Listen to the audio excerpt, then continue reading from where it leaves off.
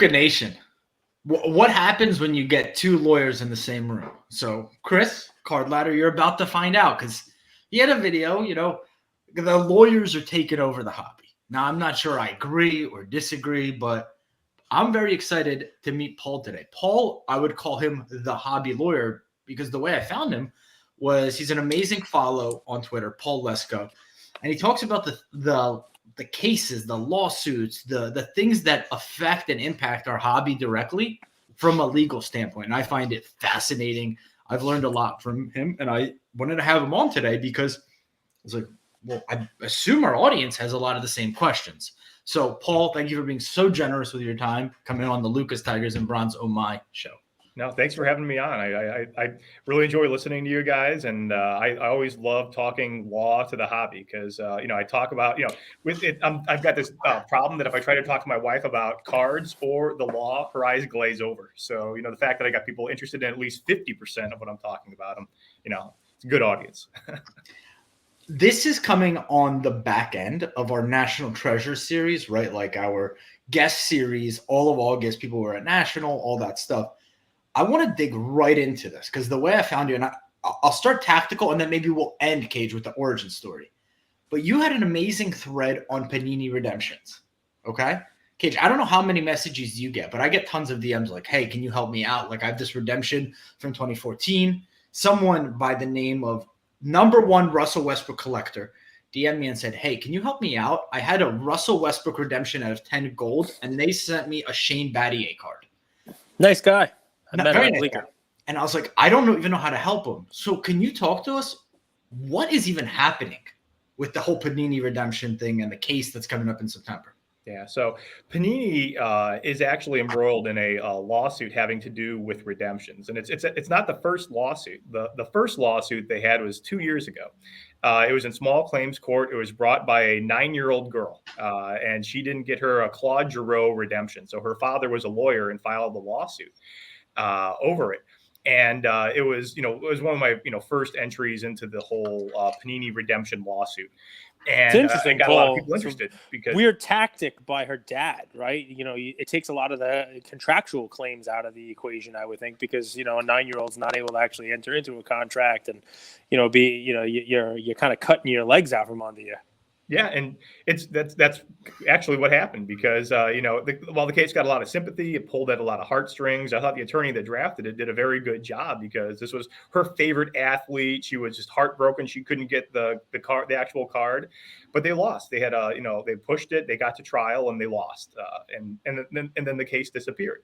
But at about the same time, a much larger lawsuit was filed. It was a class action brought in Texas. And that case has now been going on for 3 years. It was in federal court for a while. Then Panini knocked out the class claims, and then it ended up in state court. And it's been going on in state court for a year and a half now. During that time, Panini has got a lot of wins in there. The most significant wins is they knocked out the contract claims, kind of along the lines of what you said, where Panini's arguments were, hey, there is no contract here because the collectors who have these cards did not buy directly from us. They bought from a brick and mortar store. They bought the redemption off eBay. They bought from a distributor. They did not get those cards from us. The other argument they had was that, well, when they went through the consideration process, when they logged online and they entered the redemption number, they didn't pay us any money. So there's no contract. I thought I summarized both those arguments as the Panini thinks your redemptions are bullshit arguments, and the judge agreed with them. It was they're in a Texas court. Texas courts don't normally have very long orders, and it was basically for the reasons given by the defendants, your motion for summary judgment is granted. So that interesting, Paul. Right? So I guess from a question standpoint would be, Panini's playing a little bit of a dangerous game there because if I'm plaintiff's lawyer, the next thing I move to do is bring in the biggest hobby shops, distributors, you name it, where you can prove people bought this stuff from. They actually did give money. Those hobby shops and distributors then would bring Panini in because Panini did get money from them. And now by Panini, taking this legal position, they're now dragging their hobby partners into litigation, the people that they're giving the products to. Is that what happened? It has not happened. Instead, the plaintiffs doubled down on their consumer fraud claims. So basically that this piece of paper that you've got, people relied on this and you guys committed fraud. And the fact that you handed out these pieces of paper, you had no intention of actually fulfilling them with the athletes' names that are on there. And that's what Panini's taken aim at now. Everything will be fully briefed in September. And if the plaintiffs survive that, we'll have a class certification hearing in November and then a trial after that. So we'll see. But Panini's, they've been doing very well in making sure that, I guess their stories, they've been fulfilling redemptions out of the kindness of their heart. Legally, they do not need to do that. But, they're such good people. That's the only reason they're doing it, because they don't have to. But I get a lot of questions about redemptions too, just what you're saying, where people are, I've had my redemption outstanding for 10 years, 12 years. I've gotten a replacement with this total BS card. Can you help me? And it's just, well, there's a lawsuit over here. We'll talk to those lawyers. But right now, I don't think too many other people want to get involved in a lawsuit like that, because you're not winning.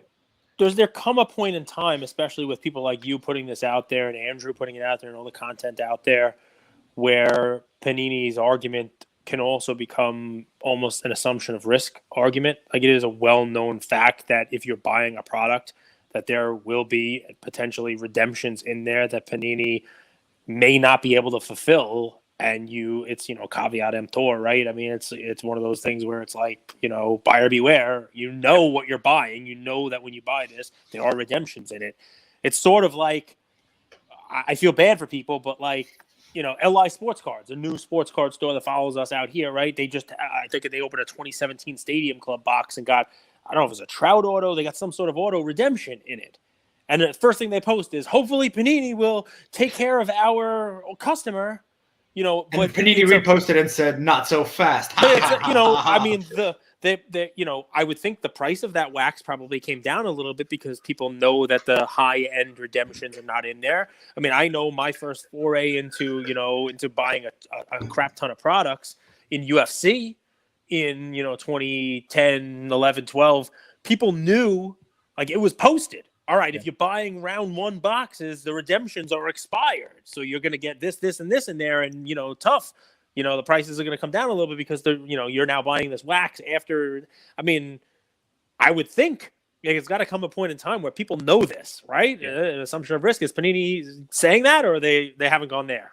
That's actually a big part of their why the consumer fraud claims should blow up. It's kind of, well, everybody does this. And because everybody does this, everybody knows this is the risks. Panini isn't the only company that doesn't fulfill all their redemptions. Everybody, every company, Topps, Upper Deck, Leaf, they all have redemptions that are out there and they get substitutes. The hobby knows this. It's not new. So they're not calling it an assumption of risk, but they're just saying this is the ordinary course of business. Everybody knows it. There can't be any fraud here. We're not intending to rip anybody off. We're running our business like everybody else is. So it's more of the, hey, if we're in trouble, the whole industry is in trouble kind of argument. I like the way that you got to couch better as assumption of risk. That's a better way to do it. Well, at some point in time, it should be, right? Because, I mean, this is a huge hobby issue. Everyone knows. And you buy a box of Panini product that has redemptions in it, you're buying it knowing that if you get that redemption, chances are it's not getting fulfilled based on, what we all know about the hobby. I'll tell you, the craziest thing for me is when I have a redemption pending that I know they're fulfilling. I have a Tyrese Maxey silhouettes, RPA. Right. Yep. I think that was your it's just you sitting. gave that as a tip. Yeah, I gave it as a play. I did it. Then I went and bought one. I bought a redemption. Because that's what I said. I go buy a redemption. They'll eventually fill it. They're live. I have it pending. And I see people who have the card. So I know it's out there, but just not for me.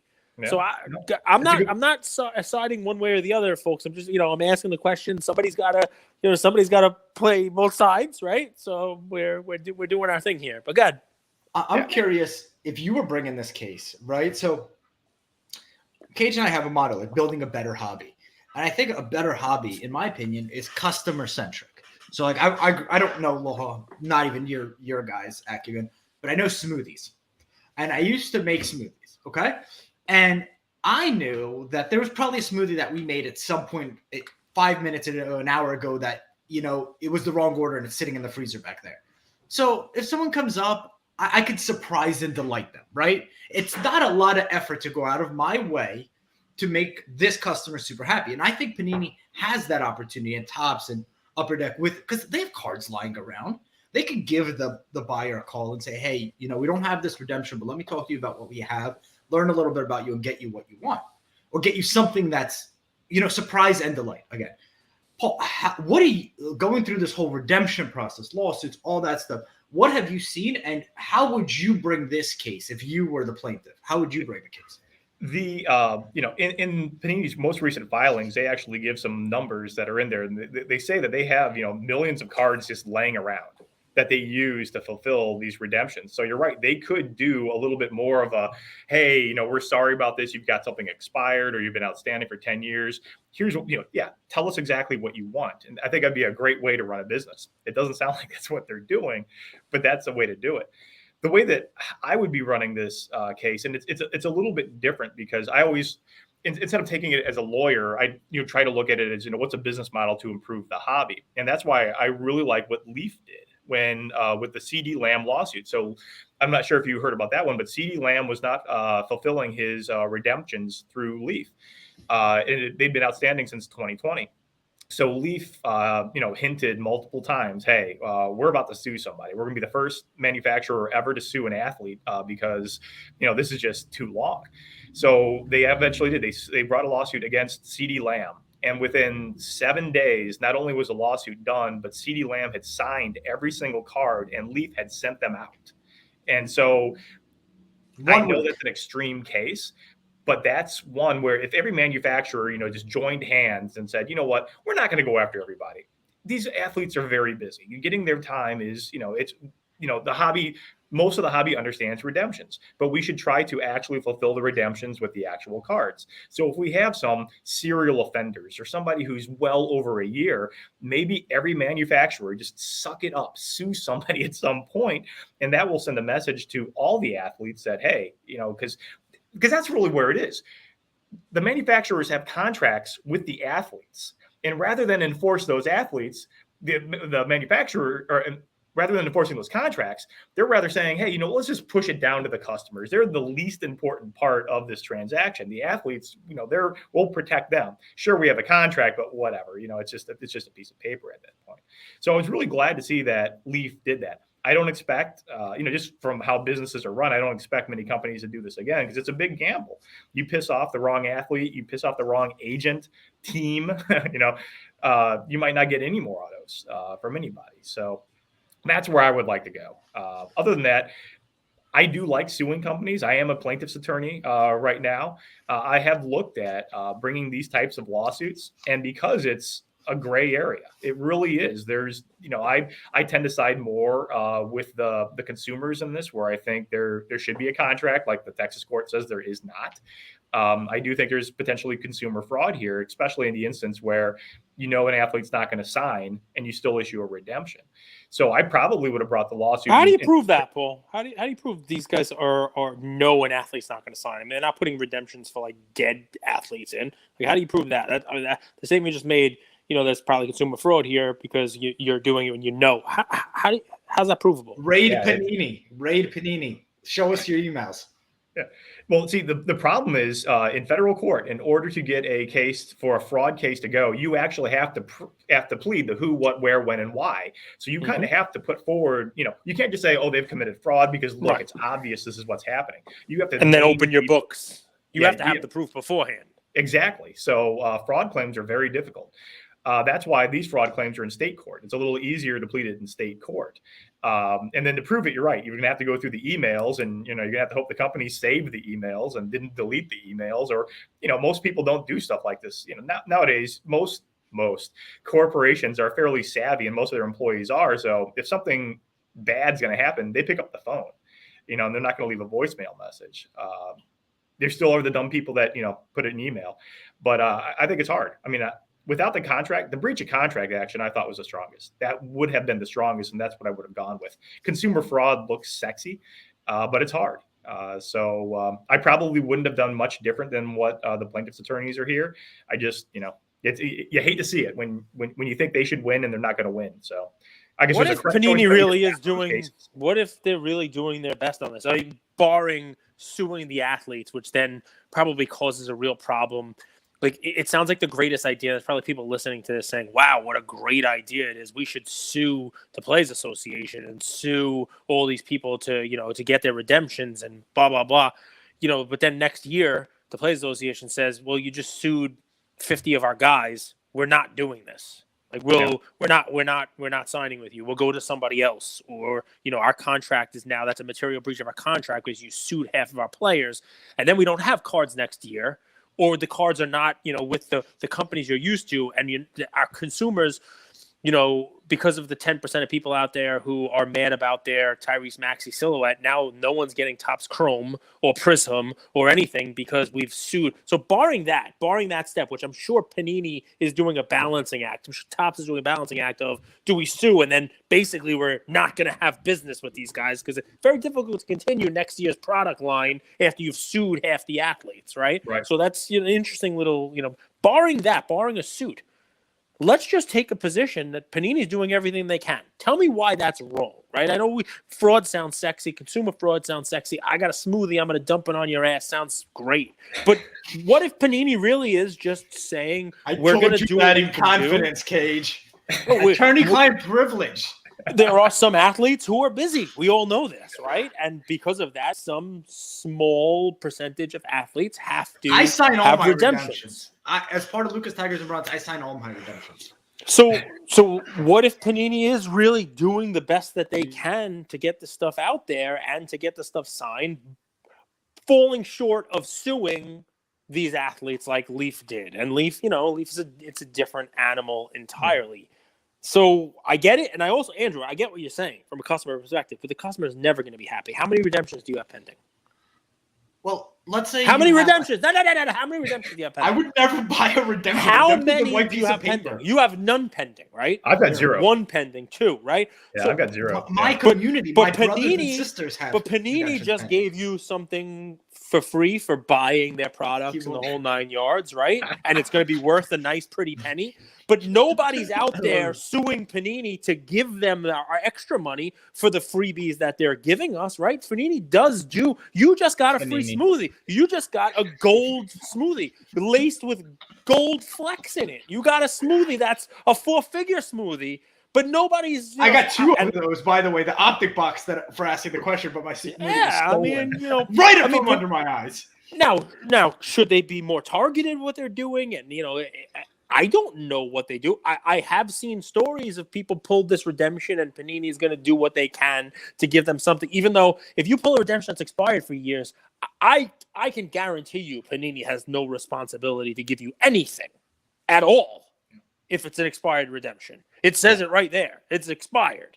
I think what Panini should do is, assuming they're doing everything by the boards, they're doing everything great that they can in the background. I think where they're failing is communication. I think that's the number one thing that they should be focusing on is, hey, this athlete, we're trying to get, these athletes, to sign, but he hasn't signed in years. So you can either just hang out there and keep waiting, or, what, we've got these other things right here. We realize it's not what you want, but, we're not the bad guys here. We're trying to get you what you want, but we can't, and just be honest about it. We can't sue these guys. We're not going to sue, if we sue these guys, they could walk away and we've got nothing. So it's kind of it's a difficult situation for them. And it's one of those ones where you just, you're just looking at it and trying to figure out what's going on. I don't have that ringtone. That's a ringtone Paul bought. Hold on. Remember we used to buy ringtones, Cage? Were you in that age where you bought ringtones or no? Sure. Okay. I have a. I don't think I ever paid for one, but I know. I made my own. They were easy to make through MP3. So, yeah, Lil Wayne in 2006, 7, 8 was like blowing up, and we all got his ringtones on our Razor. But anyway, I would piece of paper, line down the middle. Redemptions we're waiting for from an athlete, and redemptions that are in our control. I would actually say that a lot of them, I assume, are in their control. Let's say 20% are in their control. Now the other 80, I would tranche them into buckets of athlete name and see which one, the athlete name. We're waiting for 1 or 2 redemptions from like Michael Phelps, and we're waiting for 150 from Russell Westbrook. And I would tranche them out and get more perspective into what's really kind of going to move the needle. So if we see that we have a ton by Russell Westbrook, we could start just targeting that, deciding, hey, do we go after Russell Westbrook or do we call all these people and offer them a fair alternative? Versus the two with Michael Phelps, not a big deal. You could call those people and offer them an alternative right there. Mm-hmm. That's how I would go about it if I was Panini. Yeah, and it turns on communication, and I think that's what everybody's upset with is just the lack of communication. Or when you have the 900 outstanding Russell Westbrooks, well, why is he appearing in the next 3 products as redemptions also? I mean, I think that's pretty frustrating. Do we give Panini sort of, I don't want to say it a pass, but do we give them a pass like other companies sort of got passes on, or is it because they just kept the machines going and they've made money on this that we have to do it? And stick with me here, right? What will be better for the hobby? If Panini stopped making cards for 3 or 6 months and just focused on getting all their redemptions done, should they shut the doors and stop taking cards in, a la PSA? Should they stop grading? Yeah, I wouldn't think like, so. What would the hobby want them to do, right? Yeah. The reason why I put it that way, right, is even Panini, who's been doing this for a long time and had the license for a long time, like nobody, even the biggest companies in this space, no one saw the explosion that was going to, come to the hobby, the amount of people who are going to be buying, the amount of stuff that's going to be open. Now, obviously, you would say Panini got the benefit of that, right? Because they're making more products, they're selling more products, and making more money. So, yeah, they should be held to a higher standard, right? And they, they knew it was exploding at some point because they're the ones creating all of the, all of the supply. But I mean, it seems like everybody else in the hobby kind of gets a pass, right? Like, I didn't see this coming. We didn't see the demand, it was just a crazy amount of demand. I didn't see that there was going to be 3 times the amount of people asking for redemptions as previously. No, they just get sued. I think Panini has more outstanding, though. They in their last filing, they did put some statistics out there, and I think it might be of the redemptions that are out there, it's somewhere between 5 to 10% are not fulfilled. So I think they're catching most of the flack here just because of sheer numbers. They've got a lot of cards that are out there, and if of the redemptions, if you're not fulfilling 5 to 10% of them, it's just a lot of numbers. And I don't think they should shut down their business while they're doing that. I mean, it's just, again, you're focusing on most of the time just autographs, and there's a lot of other cards that people are collecting other than autographs. I'm going to ask you about another question, similar topic at the end, but I do. This is the first time we're meeting, so I always like to ask like the origin story. So we got Paul the lawyer, but like, what about Paul the collector? Like, how did you get into this? So I'm one of the. So I initially started collecting in the '80s. In the suburbs of Chicago. I was a huge Cubs fan at the time, but then what really got me collecting was Dwight Gooden. I loaded up on 86 Goodens. Topps 86 is my all-time favorite set. It's one of the uglier ones out there, but it's my favorite. The way that I like it. Paul, you had a guy named Michael Jordan right around you over there, right? Nobody cared about basketball, and he's in Chicago and still didn't even care about basketball. Yeah, it's so distressing because I have sheets of 86 Goodens and I don't have any Jordans. I mean, it's really embarrassing. I mean, that's the time that machine was the hobby. thing. If I could go one thing in a time machine, go back and don't collect Gooden, go get a couple Jordans while you're at it. But people don't get it, Andrew. But it's I don't, man. It's because you watch The Last Dance and you're like, no, because you're paying attention now. Yeah, but The Last Dance had nothing to do with 86 or 87 or 88. No, Michael Jordan was then. just coming out, and the Bulls were terrible. No, it was He was great. also the Bears. We're also focused on the Bears at that time, also. 85, they won a Super Bowl, right? Cage in 86, he averaged 37.1. He was awesome. The team was terrible. Yeah. Hindsight. But and then I'm collecting Mets. I mean, what the hell am I doing? I'm in Chicago. I'm collecting Mets. I mean, that made no sense. When Jordan was a rookie, there was no licensed basketball card. Think about that for a second. Yeah. Think about it. No licensed basketball card. Now, that's why we fight over what his rookie card is. Yeah, nobody was watching NBA. Okay, so suburbs of Chicago, Gooden, uncut sheets. Yeah. Then 90s. I took a break. I took a break from the hobby until I had kids. So my first kid was born in 2006, my second in 2008, And, like a lot of dads at the time, I'm like, you know what? I wanted to get them something that would memorialize, those years. So I went back, I bought, sets, Topps baseball sets for the year. And that's when I found out that, wait, you've got patch cards, you've got cards with autographs on them.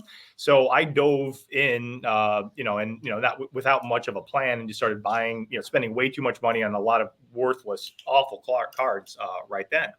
But then in 2011, I was at my law firm. At the time I was doing a lot of intellectual property litigation, and the lawsuit between Topps and Upper Deck broke out over the Upper Deck's OPG cards that looked exactly like Topps's 1975 cards. It was the same exact frames, and so it's card collecting. I love card collecting. I love intellectual property. So I wrote up an analysis of it, and got my firm at the time to post it on our website as client development was the way that we did it. So when that happened, Cardboard Connection was around, and they saw the article, and they gave me a call up and said, "Hey, would you want to do a legal analysis of everything that happens in the hobby?" And I'm like, "Sure, in my free time, I'd be happy to do that." And luckily, I was doing it when you had Richard McWilliam at the head of Upper Deck, and a lot of crazy shit happened. I mean, you had Upper Deck suing Upper Deck. There was one of the lawsuits, Upper Deck versus Upper Deck. It was just you had Upper Deck was in a lawsuit against Kareem Abdul-Jabbar. Topps was in a lawsuit against Buzz Aldrin. You had so many great cases that were out there. And then, so, I really got bit into that. And then it was right about the time when Twitter was starting to, and went on. And I've stopped writing articles just because I don't have time to write articles anymore. But I do any chance I get. If there's a new filing, every morning I get up, first thing I do before I work, I check the dockets, I check the trademark filings, the patent filings, see what's out there. And if anything catches my interest, I do a little quick thread, and that's my morning coffee, and then start my day. I mean, Cage, you want to dive into any of that? I have a million questions, but I imagine you're geeking out over there. Yeah. Not at all. I couldn't really imagine doing this. That's a lot of time. Yeah. And what I really did is it fine-tuned what I collect. Because at the time I didn't have a focus. I was just grabbing, I was trying to prospect, and that's, if you don't, that's never going to work out. So it actually fine-tuned what I collect. I collect cards that are involved because you were looking at the there we go. Say again? You collect based on the lawsuits. So any cards that are involved in the lawsuits, I'll get them. So one of my favorite lawsuits from last year was the Michael Jordan in the background case, where Panini released a couple cards, one of Scottie Pippen, one of Dennis Rodman, but in the back corner, you see Michael Jordan. So Upper Deck sued over those cards. And then I'll show you guys. That's hilarious. I buy the cards that are in the lawsuits. That's the funniest thing I've ever heard. So what you have here is, the cards that were actually involved in the lawsuit. You've got the Dennis Rodman card with Michael Jordan in the background. And then the best part is for the Scottie Pippen cards, you have one card without Jordan in the bottom corner, but you have one where Jordan is in the bottom corner. And he's only 0.25 inches. But it was enough for a lawsuit. So anytime there's a lawsuit with anything that's going on, I want to get those cards that are involved. And give a plug for that triple frame. Whose is that? That's Ultra Pro. Ultra Pro has got some really good, and it's a magnet case also. And but they have it in 2s and 3s. So the 2s are always good if there's two competing cards that are sued. Like there's a lawsuit now. I actually have it. So I got to introduce Paul to AIH Sports. I think they're a match made in heaven. Both Chicago. Do you know AIH? I do not know. Okay, I'll make the intro. Both Chicago. They do. They're on 4chan together looking for aliens. They just don't know each other's screen names. So this is a lawsuit between what was formerly Wildcard and Panini, where Panini came out with a Stat Smashers card, but Wildcard had another already from the early 90s had their own Stat Smashers. So, looking at these, not knowing anything, can you tell which one's the Panini card and which one's the former Wild card? The Stat Smashers in the upper right-hand corner is identical. If you look at the backs, it's stupid how close they are. So that's why I like these things, because you can show both cards. You can show the alleged infringer and the actual card that the George Kittle is Panini, right? The one. I'm sorry? George Kittle is Panini? Kittle is Panini in that one, and then Steve Young's the other one? Montana. Montana's wild card. There's actually an even more blatant. There is a Panini Montana that looks almost exactly like that one. I want to get that, but it's $400 right now on eBay, so I will wait to add that one to my collection because the problem with the way I collect, my cards aren't worth anything. They're not going to go up in value. There's an audience of like me that wants them. So I have to, it's a long-term approach that whenever that seller realizes nobody's buying his card for 400, maybe I'll swoop in and get it for 150 in the future. Collect what you love, truly. It really is, because most of the stuff I buy will go down in value. No doubt about it. Top signal. You and Steve Aoki combined that. Okay, so real quick. BCEE. Nothing to see here. Mm-hmm. You know, nothing to see here with the G.I. Joe case. Nothing to see here with the Fleer packs. I know it's developing story. What have you seen, in your opinion? Yeah, that's, one of those things where I would really at some point like to see somebody push against the authenticators, have a lawsuit about what really is their duty here. Is it really just it's my opinion that this is legit, or do they actually is there some consequences to what they do, to they're authenticating these products? So looking at these, and you have to, I always, I've got a background in biology. So I always look at, stuff as a way of evolution where, where the security that you have around your cards, eventually somebody will beat it. So you have to have better security, then you have better people beating it. So you kind of have this, war when it comes to, your products, where if you initially look at something years before and it looks good, well, there's ways for people to get around it later on. That case of Fleer, though, the fact that you're in order, alphabetical order for all the cards, was fairly amazing. I know he didn't open up the case. I know the box. I know he didn't open up any of the cards to look at that. But that's really a big red flag. And I know I was listening to one of your guys' podcasts talking about that. The fact that there's an order. There really is. So the fact that a lot of the people that were going through the cards didn't recognize that was kind of telling. But it's one of those things where, especially with, the G.I. Joes, that was a dollar value high enough. I wanted to see him push on that one. I mean, that's because, these guys are experts when it comes to, sports cards, not necessarily when it comes to Pokemon. That seems like a good case to push. So I actually do over there. I do have the G.I. Joe Impact. Is it Impact? One of the G.I. Joe wrappers to commemorate. That's what Logan Paul should have done. He should have just put them all individually on eBay. He probably would have made more money on that. Signed him. Signed by Logan Paul. Yep, I would have bought him. I would have been right there and gotten him. He's got at least one customer. I'd be shocked if there's not. There should be a suit in that. There should that one there. I mean, first of all, enough money. Second of all, that with the substituting of the G.I. Joe cards, it's different than 86 Fleer cards in order, right? Because proving the tampering with that, we all know about the stuff. But maybe that box fell on the ground at the 86 Fleer factory or something, and there were extras at the end of a sheet cut, and people just, on the line, it was a broken day on the factory 40 years ago, and they shoved the cards in and then it was boxed up at Fleer. Like, you could feasibly come up with a ridiculous explanation, but an explanation nonetheless. Cutting the sheets upside down, whatever it is, at least it's 86 Fleer. Like, you could come up with a valid, albeit far-fetched, but a valid way that 86 Fleer, even in alphabetical order, will wind up in an 86 Fleer box. Mm-hmm. G.I. Joe, in a sealed case of Pokemon, someone's committing fraud. Yeah. That seems like, so. If there's not a civil case, there should be a criminal case. I mean, that's really, you're stepping over that line there where, someone in law enforcement needs to look at that. Because, I mean, you're talking millions of dollars.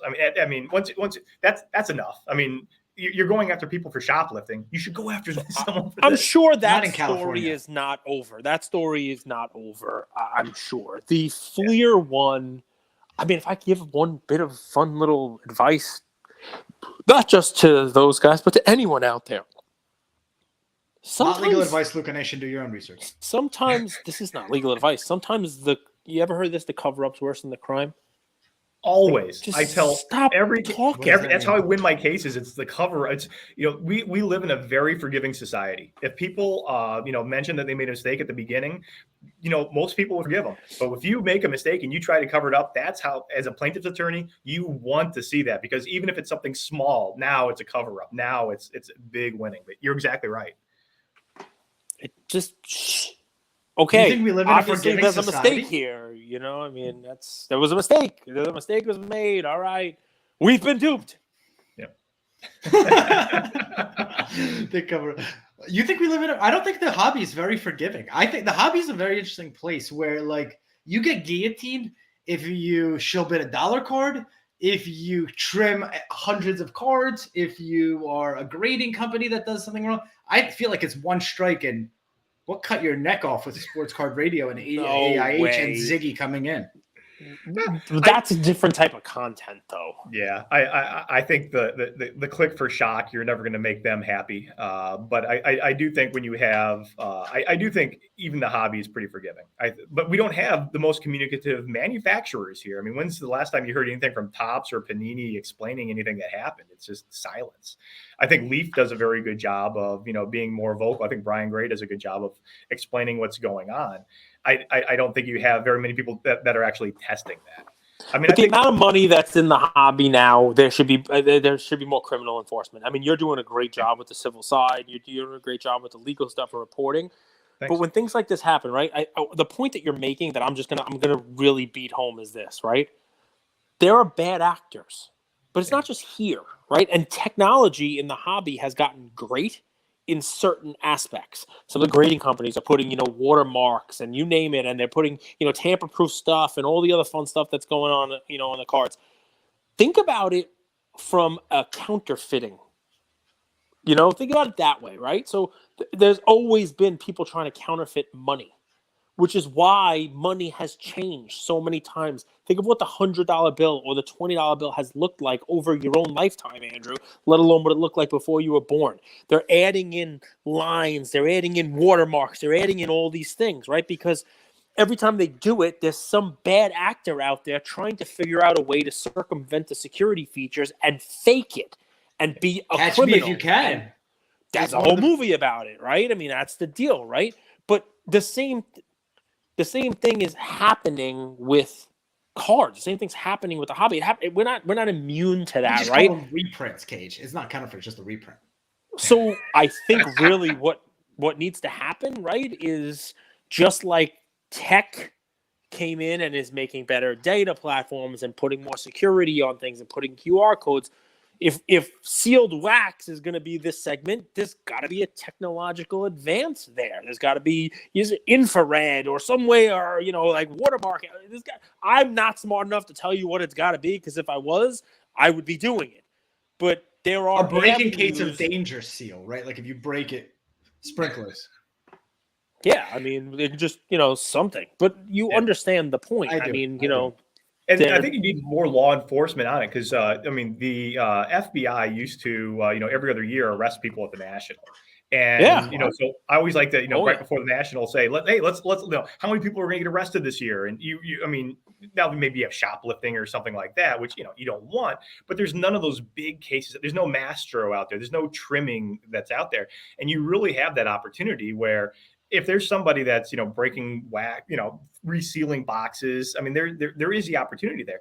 There is a lawsuit that I covered out there where somebody. Paul, you're right. Before you go crazy, right? Whatnot bought that box from someone, right? Mm-hmm. Yeah, that box was given to BBCE by someone. Like, there are records. These things should be tracked back. Now, do I know whether that's happening, not happening? I don't know. Do I know how far back it has to go? How long that thing has been, there tampered with? There should be more being done about these things that happen, because what winds up, consumer confidence is going to be shot, right? And Andrew, you're famous for horrible takes, but one of your good takes last year was that sealed wax was a way to go, because you were able to capture an entire draft class and you were able to invest in blah, blah, blah. You don't have to gamble, right? And if you went back to an iconic set like that 86 Fleer or 2003 Exquisite or whatever it is, But I have a feeling that the valuations, the prices of those things are probably coming down a little bit now because a segment of the hobby is not going to trust that they can put their faith in that those products are really going to be exquisite or 86 Fleer instead of G.I. Joe. Yeah, there was one of the cases from last year. There was a PSA 10 86 Fleer Jordan that was somebody had actually, it was a 10. Somebody had cracked it, put another card in there, and resold it. And the purchaser there wanted to sell it again at the height of of 2020 when Jordan's prices were sky high, and we decided, hey, I want it in a prettier slab, so let's take it back and get it reslabbed. And then they found out, no, that card, this has been tampered with, and that's a counterfeit card that you got there. So there are people, so that at that point, that scared me right there, because that's, while I'm not a big fan of grading, it is at least, currency where you should be able to trust, not necessarily that it's a 10 or it's a 9. I mean, there's some flexibility there, but that card is authentic. That is actually, your 86 Fleer Jordan. But now if there's somebody that's out there with the capability of cracking slabs that most people won't be able to tell and substitute and replace, and then resubmit that and make another card, you almost question all the old slabs that are out there. Are there countermeasures that people have taken? And I mean, it really does throw, it could throw the entire hobby into turmoil. Now, that's the only case we've seen like that, but it wouldn't shock me if we don't see more like that in the future. People were getting arrested at National? Oh, yeah. Yeah. Yeah. It was, I don't get it. 10 years ago, you had the trimmer, you had the Mastro, and a bunch of his people were arrested due to it was trimming cards. I think it was counterfeit supplies also. I mean, there's a lot of stuff that was going on there. And the FBI had a big announcement about that. They had 4 or 5 trials that they got on the docket for it. I think it was about 2011 or 2012 was the last big time that happened. But ballpark for me. Okay. How many combined lawsuits, civil, criminal, and investigations do you think there are open, pending right now related to the hobby? From looking at law enforcement, or is that all of like it FBI? combined between the law enforcement, FBI, local, federal, plus state claims, people versus companies, companies versus athletes, companies versus companies, trademark, you name it. How many pending investigations, lawsuits, you name it, are there open right now? Ballpark. Yeah, there's at least 20 lawsuits that are out there, investigations. There's at least 2 or 3 criminal indictments that are out there, mostly for people breaking into hobby shops and stealing goods. And then you figure, for every, I figure there's probably at least 10 investigations that we don't hear about. And, most investigations never go forward. Probably 1 out of every 10 investigations actually results in an arrest.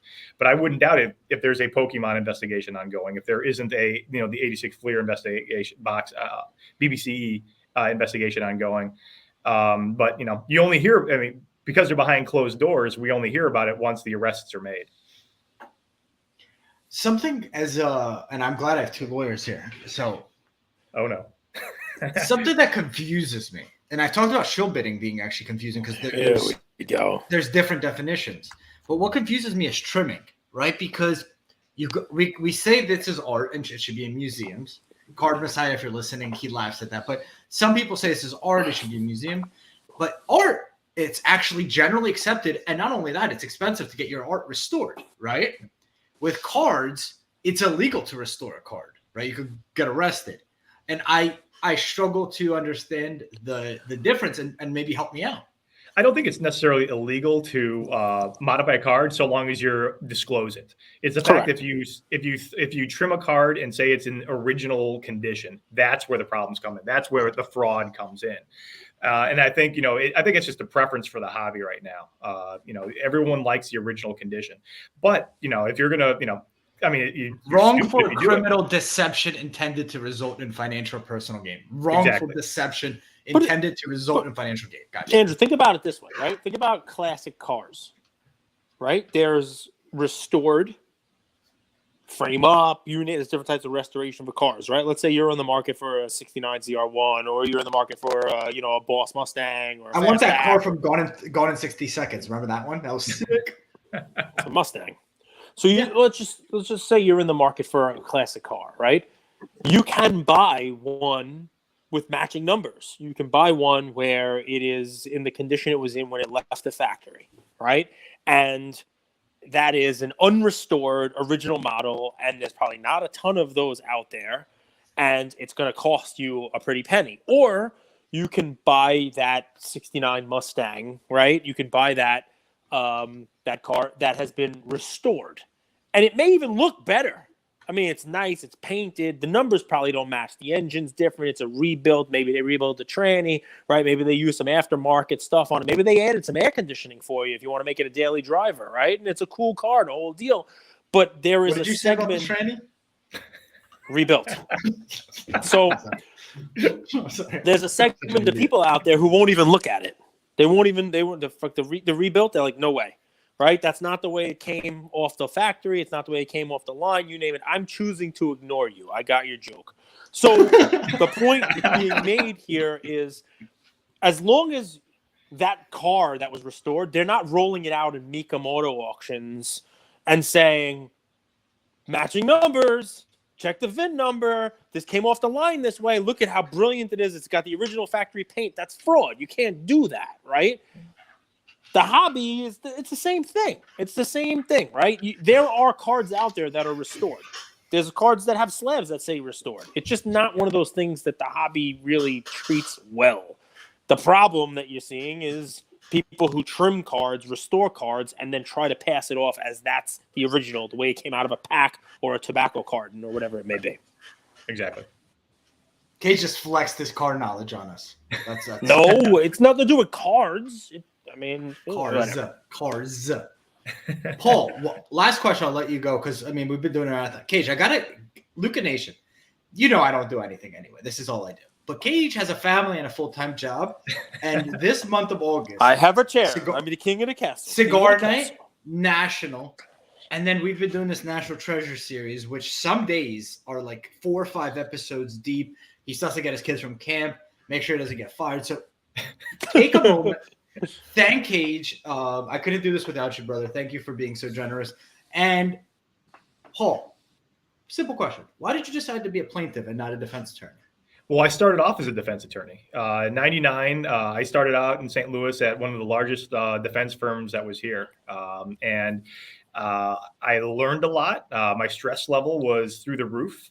It was, ridiculous hours and everything else. But then the opportunity presented itself. Since I have a tech background, tech lawyers were really in demand. So in 2004, 2005, I was offered the opportunity to start my own intellectual property group at a plaintiff's firm.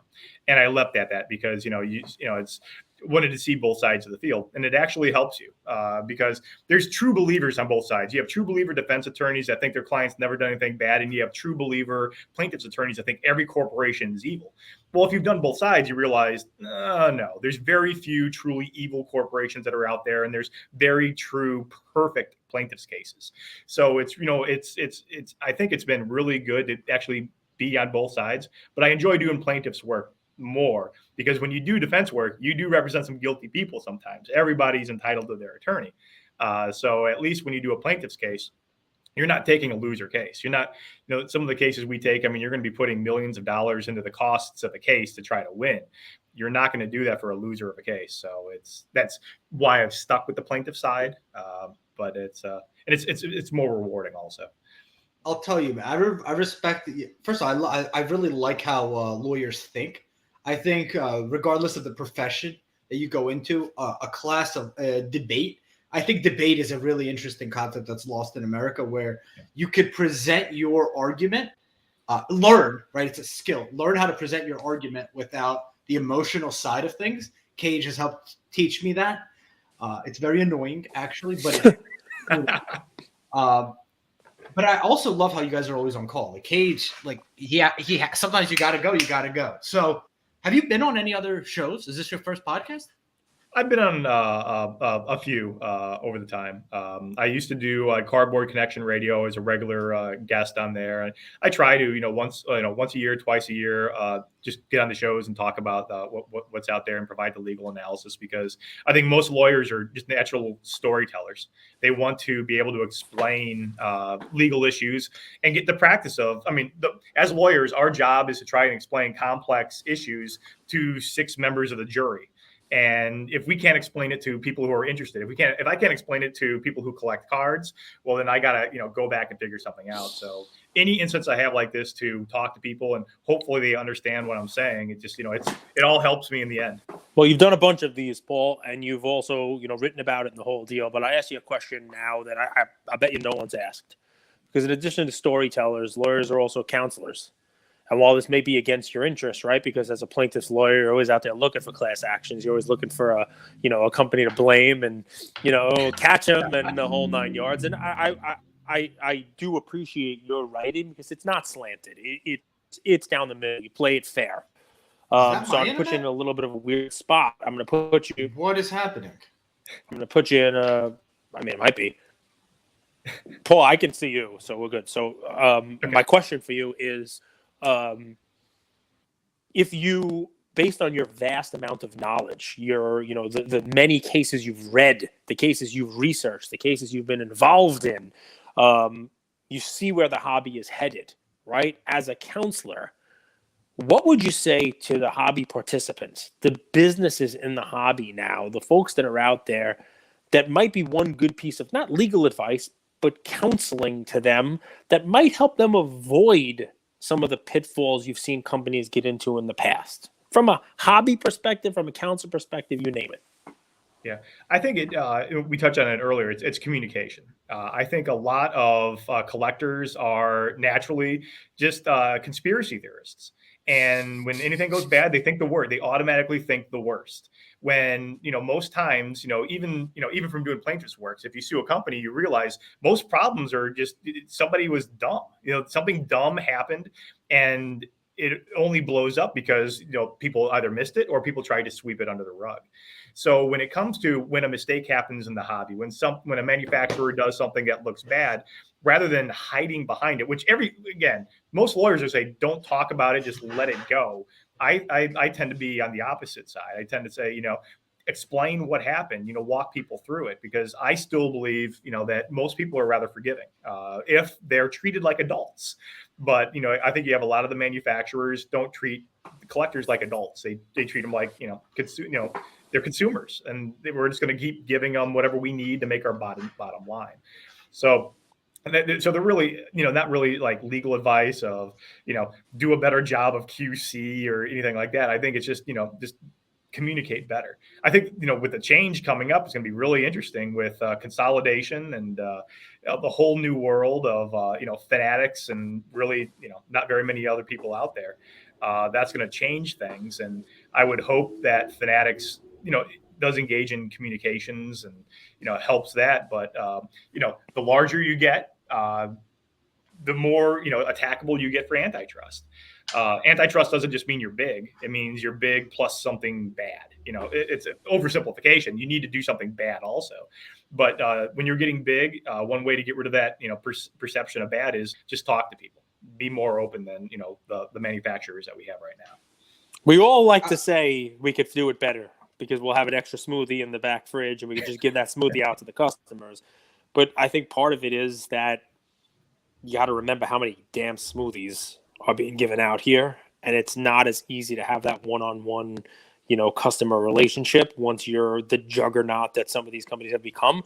But then the flip side, though, is it behooves them to use some of their money to build out their customer service department to, as many people as they have selling the product. They should also have as many people, handling their customers, because when you grow and you're making that money, you still should be doing, your part to keep folks happy and communicate with them. So, Paul, I appreciate it. I agree. I think that's exactly where I was hoping you were going to go with it. Is this mic on? Is my mic on? Your mic is on, but your video is about 10 seconds behind us. Is that right? I think you're caught up now. Yeah. I think you're caught up now. my internet bugged out mid-episode, but Amazon is huge and has incredible communication. You go and you ask for help, and they'll call you in 2 minutes and help you resolve your issue.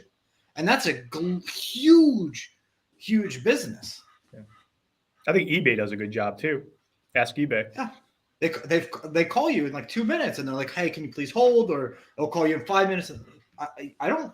With the technology we have, I think communication is interesting. By the way, you brought up Brian Leaf. Brian Leaf's one of the people I've wanted to have on the show that we haven't had a chance to have him on. That he's an interesting guy. I don't know much about him, but he always makes for a good show. So yeah, I had if you got time, I have an interesting story about Brian Gray and how we met. Sure. It was, I think, 2011. He was Top sued Leaf over Leaf's best of baseball baseball product. And Top sued Leaf for the best of baseball product. Correct. And there was a sell sheet that Leaf had up, but then the sell sheet came off the web. It was no longer available. So I wrote an article and I said, I think Leaf would win this lawsuit. But from what I can see, the sell sheet came down off the website, so maybe it's not going to fight it, which I think is a shame. So I got a phone call from Brian Gray, and he chewed me out, saying, "What are you saying that we're that was just some web mix up? We didn't mean to take that sell sheet off." And so my response was, dude, I don't know what you're talking about. I said you're going to win this lawsuit. Why are you yelling at me? And after that, Brian and I have, really been, had a really good relationship. And, again, it goes to communication right there. He's not only was he able to communicate with me and tell me I was an idiot, but, we were able to actually talk it through. And, I think, he's probably been one of the best relationships I've had in the hobby for the last 10 years. Any final words, questions, thoughts, Cage? No, I think we beat the hell out of this one. I actually like Leaf's products. But yeah, I mean, it's interesting stuff. Brian's an interesting character as well. Love to get him on. I have a question about Leaf. Maybe, how can they afford to buy Michael Jordan's jerseys and use them as patches? Like, are they actually game worn? I don't know the answer. The game worn, event worn, game used. Oh, that's a whole nother show. That's by the way, Luca Nation. There's going to be a round 2 of this. Yeah, because what's funny is patches are what got me back into the hobby. And now if I see one, I just throw it. I don't throw it away, but it's going in the closet. I'm never going to look at it again because I don't trust any of them anymore. Can I show you maybe the funniest one I've ever got? Before I do, where should people follow you, Paul? I'm on Twitter at Paul_Lesko. Okay, so ready? Watch this. This is a sick card. Derek Jeter. It says right here, game used. Okay. Okay. Game used memorabilia. Okay. On the back, it says the relics in this card are not from any specific game, event, or season. Yeah. Yep. That's a disclaimer where, okay, well then what the hell is it? I mean, it sounds like, okay, it's still game used, but you can't pinpoint the game it was from I would really like to see the behind the scenes math on that, because yes, it still could potentially be game used, but why not take that additional step? I mean, the back of every card is customized. Why not say from this game? I mean, I think if you would do that, maybe they don't know. They don't know. They don't want to know. Somebody told me it was. No, I mean, seriously. Look, game used bats are becoming another segment, right? Where PSA is on them, and they have 10, 9, 8 game used, a 6, 5, whatever. And each one of if you look at their site, right, they can tell you what the game used designation is, and for some of them, it'll be considered game used, like 6, 5, whatever it is. I don't have them memorized, but it's like this means we, to a degree of certainty, think it was used by this player, but it could have also potentially been used by another player. Mm-hmm. They don't know what game it's used for. They don't know the whole. No, sure, some of them have that provenance. Some of them have it's written, here's the baseball from this game, and they do a better job of keeping track of it, and they write on the footballs, and this is this game, and this is this hit, and stuff like that. But, the hobby wasn't always like that. Derek Jeter hasn't been playing for a long time. You know what I mean? And maybe he has a bunch of bats he kept, or maybe the Yankees kept a bunch of his, jerseys, and you name it. They were used in games, but nobody wrote this was game 132 of his 12th season. They just know it's game used. So that's why they put that on there. They say, all right, we know it's game used. Somebody certified to us it's game used, but we don't know what game it was used for. I honestly don't have a problem with that. You just have to know what it is. That it is game used, but we'll never find out what game. It seems like and you pay a premium for the ones that have. Yeah, it should be some though. I mean, they should be able to pinpoint some of them. I mean, I haven't seen any modern cards that say, "And this was from this game." I mean, even the triple logo, man. I mean, you've got, if they're saying those, there are. I have some Kobe cards. They're art cards. I forget if they're like Court Kings or whatever it is. They're cool art cards, and they actually say the date of the game. Like this card, this jersey on this one came from the Christmas Day game, and that. Yeah, I mean, like I definitely have a couple of those. Well, that's great. They're older. I would like to see more of that. I understand what you're saying about those, but I think you could. I think there should be more of. I can line these up with certain games than not. So, Paul, I love you, and I love your idea, but let's take it all the way back for that's an older upper deck one, right? But let's take it back a little bit further, right? If what we're doing right now is we're talking about Panini and their inability to fill redemptions, right? And that 5% of their stuff is outstanding and all that other fun stuff, right? Well, aren't we going to make their lives even more difficult if we now they also have to now track the jersey and it's in their thing and they're making a card and it's this one and they make sure that jersey is on there. They can't, I mean, to me, I think that's probably a bit much. It'd be great. I'd love it as a collector, but we've seen these companies have the inability to do what we want them to do already. It's almost. Oops. And then he's out. And that's another episode of Luca Nation. Paul, thank you so much. Paul Lesko on Twitter. Amazing follow. Reach out. One of the most responsive people in the hobby as well. It's a pleasure to meet you, man, and I wish you all the success. No, thanks for having me on. I really enjoyed it. So thank you all for listening to another episode of Lucas, Tigers, and Bronzo My. I wanted to tell you about a new service that we have starting as of today, and I'm really, really excited to bring it to you guys. So as a part of our partnership with SGC, we got 50 free submissions every single month, and many of you have taken advantage of that. And it's amazing that we could have the opportunity to 650 episodes, 675 episodes in, to go ahead and give back to our community. As people were sending those cards in, they asked, can we send 5, 10, 20 more cards to you guys? We'll pay for it, but we wanted them graded with SGC. You guys know SGC is turning cards around in 13 to 14 business days, have incredible customer service, and their secondary market values are going up day after day after day. And that's exciting for the hobby and exciting for the grading landscape. So we didn't want to just rush into it. We wanted to do it right. And what we did was I relocated here to Boca Raton, Florida. I opened up a P.O. box maybe 5 minutes away from SGC, and I will be hand delivering and hand picking up the cards. So you don't have to worry about anyone else touching your cards. It will be me, and I will update you every step of the way. So here's how it's going to work. I'm going to personally pick up the cards from a P.O. box, prep them, new card saver, new penny sleeve, and deliver them to SGC every single Tuesday. Why Tuesday?